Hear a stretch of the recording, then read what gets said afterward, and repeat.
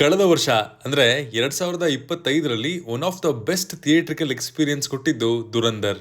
Of course ಬೇರೊಂದಷ್ಟು ಸಿನಿಮಾಗಳು Impress ಮಾಡಿದ್ವು, but ದುರಂದರ್ ಅವೆಲ್ಲದಕ್ಕಿಂತಲೂ ಒಂದು ಹೆಜ್ಜೆ ಮೇಲೇನೆ ಇತ್ತು.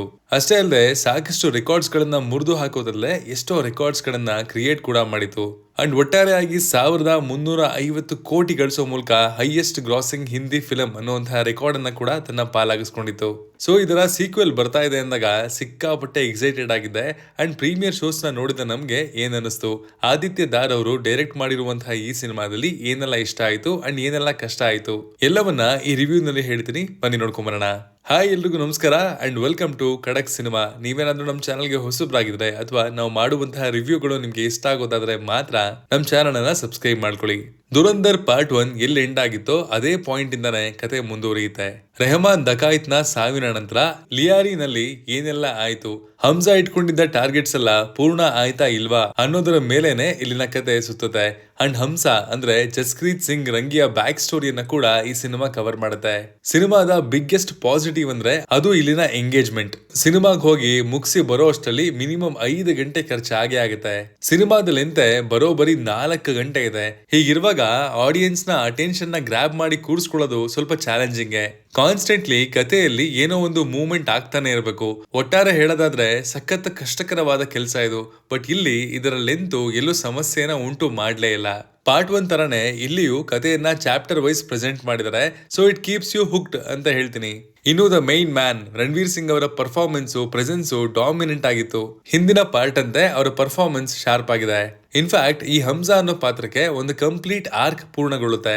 ಈ ಆರ್ಕ್ ನೋಡೋದಕ್ಕೆ ಸಿಕ್ಕಾಪಟ್ಟೆ ಸ್ಯಾಟಿಸ್ಫೈಯಿಂಗ್ ಆಗಿತ್ತು ಅಂತಾನೆ ಹೇಳ್ತೀನಿ. ಇನ್ನು ಉಳಿದ ಸಪೋರ್ಟಿಂಗ್ ಕಾಸ್ಟ್ ನಲ್ಲಿದ್ದಂತಹ ಸಂಜಯ್ ದತ್, ಅರ್ಜುನ್ ರಾಮ್ಪಾಲ್ ಇನ್ನು ಮುಂತಾದವರಿಗೆ ಪಾರ್ಟ್ 1 ನಷ್ಟು ಸ್ಕ್ರೀನ್ ಸ್ಪೇಸ್ ಇರಲಿಲ್ಲ. ಬಟ್ ತಮ್ಮ ತಮ್ಮ ರೋಲ್ಸ್ ನಲ್ಲಿ they have done the best job ಅಂತಾನೆ ಹೇಳ್ಬೋದು. ಅಕ್ಷಯ್ ಖನ್ನಾ ಅವರ ರೆಹಮಾನ್ ದಕಾಯಿತ್ ಎಂಬ ಪಾತ್ರ ರಣವೀರ್ ಅವರನ್ನ ಸಹ ಒಂದು ಮಟ್ಟಿಗೆ ಓವರ್ ಪವರ್ ಮಾಡಿತು. ಬಟ್ ಇಲ್ಲಿ ಆ ತರದ ಡಾಮಿನೆನ್ಸ್ ಕಾಣಿಸಿದ್ದು ರಣವೀರ್ ಅವರ ರೋಲ್ ನಲ್ಲಿ ಮಾತ್ರ.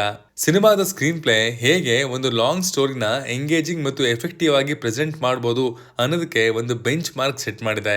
ಎಲಿವೇಶನ್ಸ್ ಆಗಿರ್ಬೋದು, ಆಕ್ಷನ್ ಬ್ಲಾಕ್ಸ್ ಆಗಿರ್ಬೋದು, ಎಲ್ಲವೂ ಎಕ್ಸ್ಟ್ರೀಮ್ಲಿ ವೆಲ್ ಪ್ಲೇಸ್ಡ್ ಅಂತ ಹೇಳ್ತೀನಿ. ದುರಂದರ್ 1 ನ ಪ್ರತಿಯೊಂದು ಹಾಡು ಕೂಡ ನನ್ನ ಪ್ಲೇ ಲಿಸ್ಟ್ ನ ಪಾರ್ಟ್ ಆಗಿದ್ವು. ಅಂಡ್ ಈ ಬಾರಿಯ ಆಲ್ಬಮ್ ಕೂಡ ಎಕ್ಸ್ಟ್ರೀಮ್ಲಿ ವೆಲ್ ಮೇಡ್ ಅಂತ ಹೇಳ್ಬೋದು. ಬಾಲಿವುಡ್ ರೆಟ್ರೋ ಕ್ಲಾಸಿಕ್ಸ್ ನ ಇಲ್ಲಿ ಬಳಸ್ಕೊಂಡಿರುವಂತಹ ರೀತಿ ಇಂಪ್ರೆಸಿವ್ ಆಗಿತ್ತು. ಮೊನ್ನೆಯಷ್ಟೇ ಇದರ ಫುಲ್ ಆಲ್ಬಮ್ ಎಲ್ಲಾ ಮ್ಯೂಸಿಕ್ ಪ್ಲಾಟ್ಫಾರ್ಮ್ಸ್ ಅಲ್ಲಿ ಬಿಡುಗಡೆ ಆಗಿದೆ.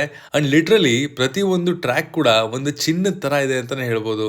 ಸಿನಿಮಾನ ಫಸ್ಟ್ ಹಾಫ್ ನಲ್ಲಿ ಗ್ರೇಟ್ ಹೈಸ್ ಗೆ ತಗೊಂಡು ಹೋಗಿ ಸೆಕೆಂಡ್ ಹಾಫ್ ನಲ್ಲಿ ಡಿಪ್ ಕಂಡಿರುವಂತಹ ಎಷ್ಟೋ ಸಿನಿಮಾಗಳ ಉದಾಹರಣೆ ಇದೆ. ಬಟ್ ಇಲ್ಲಿ ಫಸ್ಟ್ ಹಾಫ್ ಗೆ ಹೋಲಿಸ್ಕೊಂಡ್ರೆ ಸೆಕೆಂಡ್ ಹಾಫ್ ಇನ್ನಷ್ಟು ಕಿಕ್ ಕೊಡುತ್ತೆ.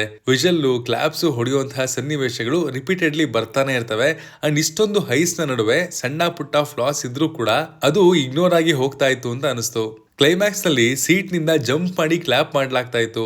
ಅನ್ಎಕ್ಸ್ಪೆಕ್ಟೆಡ್ ಸರ್ಪ್ರೈಸ್ ಗಳು, ಟ್ವಿಸ್ಟ್ ಗಳು ನಿಮ್ಗೆ ಒಂದು ಸಾಲಿಡ್ ಪಂಚ್ ನ ಕೊಟ್ಟು ಬಡ್ದೆಪ್ಸುತ್ತೆ.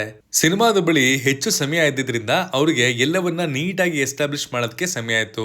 ಎಲಿವೇಶನ್ಸ್ ಎಲ್ಲವೂ ಪೀಕ್ ಮುಟ್ಟೋದಕ್ಕೆ ಏನೇನ್ ಅವಶ್ಯಕತೆ ಇದೆಯೋ ಅವೆಲ್ಲವನ್ನ ಪ್ಲಾನ್ ಮಾಡೋದಕ್ಕೂ ಸಾಕಷ್ಟು ಸಮಯ ಇತ್ತು. ಅಂಡ್ ಸ್ಕ್ರೀನ್ ಪ್ಲೇ ನಲ್ಲಿ ಇದನ್ನ ಸಾಲಿಡ್ ಆಗಿ ಎಕ್ಸಿಕ್ಯೂಟ್ ಕೂಡ ಮಾಡಿದ್ದಾರೆ. ಪಾತ್ರಗಳು ಕೂಡ ಎಷ್ಟು ವೆಲ್ ಡಿಫೈನ್ಡ್ ಆಗಿದಾವೆ ಅಂತಂದ್ರೆ ಇಂತಹ ಸಿಚುವೇಶನ್ ಬಂದ್ರೆ ಇವ್ನ್ ಏನ್ ಮಾಡ್ತಾನೆ, ಇವನ್ ತಲೆಯಲ್ಲಿ ಏನ್ ಓಡ್ತಾ ಇದೆ ಅಂತ ನೀವು ಡಿಸೈಡ್ ಮಾಡಬಹುದಾಗಿತ್ತು. ಇನ್ನು ಇಲ್ಲಿನ ಆಕ್ಷನ್ ಸೀಕ್ವೆನ್ಸ್ ನ ಪಿಕ್ಚರೈಸ್ ಮಾಡಿರುವಂತಹ ರೀತಿ ಬೆಟರ್ ಆಗ್ಬೋದಿತ್ತು. Especially hand to hand fights ಬಂದಾಗ ಅಲ್ಲಿ ಫ್ರೇಮ್ಸ್ ತುಂಬಾ ಶೇಕಿ ಆಗಿತ್ತು. ಯಾರು ಯಾವ ತರ ಯಾರಿಗೆ ಹೊಡೆದ್ರು ಅನ್ನೋದು ಕೂಡ ಪ್ರಾಪರ್ ಆಗಿ ರಿಜಿಸ್ಟರ್ ಆಗ್ತಾ ಇರ್ಲಿಲ್ಲ. ಅಷ್ಟು ಫಾಸ್ಟ್ ಕಟ್ಸ್ ನ ಇಲ್ಲಿ ಯೂಸ್ ಮಾಡಲಾಗಿದೆ. ಐನೋ ಇದು ತೀರಾ ಟೆಕ್ನಿಕಲ್ ಆಗೋಯ್ತು, ಬಟ್ ನನ್ನ ಎಕ್ಸ್ಪೀರಿಯನ್ಸ್ ನಲ್ಲಿ ಇದನ್ನ ಮೆನ್ಷನ್ ಮಾಡಲೇಬೇಕಾಗಿತ್ತು, ಹಾಗಾಗಿ ಮಾಡಿದಿನಷ್ಟೇ. ಖಡಕ್ ಆಗಿ ಹೇಳೋದಾದ್ರೆ ದುರಂದರ್ 2 ಒಂದು ಸಾಲಿಡ್ ವಾಚ್. ದುರಂದರ್ 1 ಸಿನಿಮಾ ನಿಮ್ಗೆ ಇಷ್ಟ ಆಗಿತ್ತು ಅಂತಂದ್ರೆ ಇದು ನಿಮ್ಮನ್ನ ಇನ್ನೂ ಹೆಚ್ಚಾಗಿ ಇಂಪ್ರೆಸ್ ಮಾಡುತ್ತೆ. ಅಂಡ್ ಪ್ಯಾಕೆಡ್ ಥಿಯೇಟರ್ಸ್ ನಲ್ಲಿ ನೋಡೋದಕ್ಕೆ ಟ್ರೈ ಮಾಡಿ, ನಿಮ್ಮ ಎಕ್ಸ್ಪೀರಿಯನ್ಸ್ ಇನ್ನಷ್ಟು ಬೆಟರ್ ಆಗೇ ಆಗುತ್ತೆ. ಸೊ ಇದಾಗಿತ್ತು ದುರಂದರ್ 2 ಸಿನಿಮಾದ ರಿವ್ಯೂ.